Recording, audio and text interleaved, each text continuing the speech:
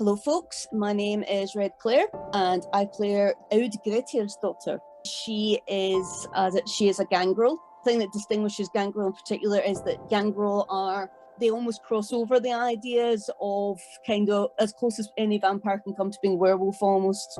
They've got a very close relationship to animals and they have some capacity to shapeshift and other powers that are pretty strongly related to animals.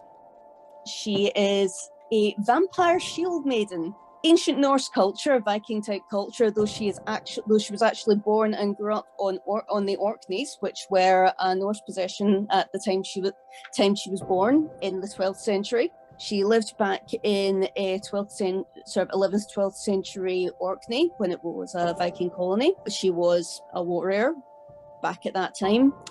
She lived in a fairly unusual family when she was alive. They were basically sort of ancestor worshippers who didn't really get on with the whole Christianity thing, largely because a lot of their ancestors who they worshipped were still with them in the form of other vampires. Most particularly, that included Aud Sire, who was a fairly ancient vampire named Ulfhild. So basically, this was a clan of Vikings who had a lot of occult interactions with their ancestors, embodied or not, who were coming under, let's say, some increasing pressure from the spread of Christianity across the island and from other interested parties out times, given that Scotland as a country, both Scotland and the Norse countries were all quite Christianized by this point, so this fairly ancient way of life of that clan was no longer becoming sustainable basically by that point. So Ulfhild, Aud Sire, undertook with her various Viking childer to put them into torpor and send them through time to guard the bloodline, the family or family clan, the descendants of this clan into the future, which Aud did.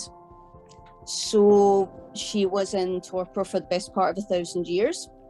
She was awakened in the late 1920s, early 1930s, when a fairly horrendous storm in the Orkneys uncovered her tomb, you might say, and awoke her.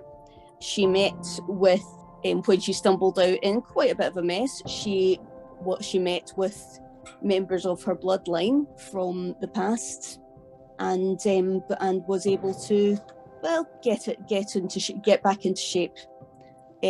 During the Second World War, she was, as well as being ancestor worshippers, her clan were also worshippers of the more traditional Norse gods. So let us say that the Nazis' particular appropriation of them really didn't hit her too kindly. So she spent quite a lot of time in various parts of Europe fighting the Nazis, and that would be when she brought back the first of her touchstones, who at that time was a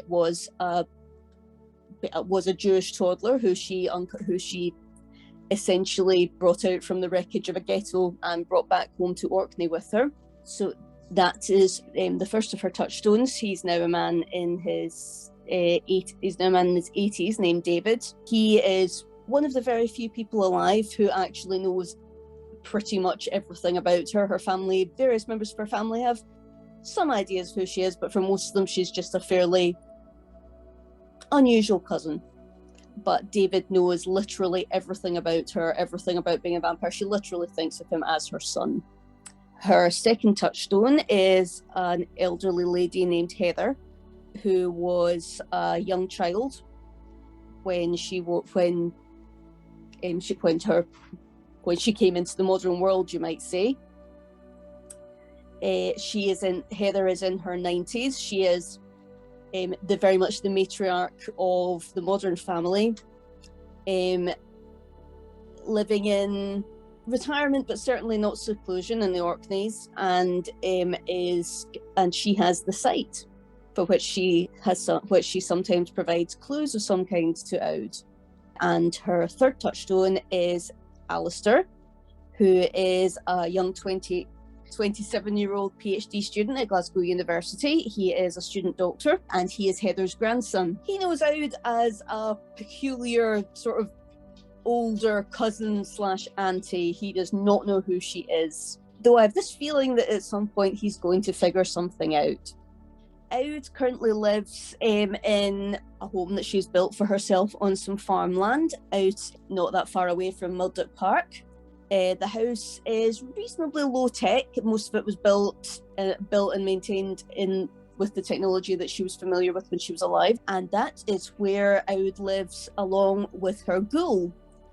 She has an unusual ghoul in that her ghoul is a wolf dog. His name is Argus, and obviously like other ghouls, he has an extended lifespan and she has the capacity to communicate with him.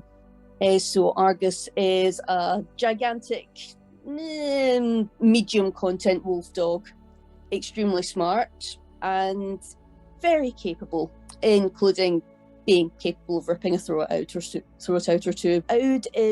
She has a very high humanity for a vampire. She makes distinct efforts to stay pretty close to humanity, despite the fact that that is very much her conception of what it is to be human. Some of those concepts are quite modern, many of them are not. But one of the ways that she makes an effort to keep her humanity is that in predator type, she is a farmer, which is a term for a vampire who doesn't habitually drink human blood at all. When she was alive, and in the distant past, her clan fed from family members. She feels very weird not drinking from someone that she has that kind of close bond with, and it is difficult for her to keep.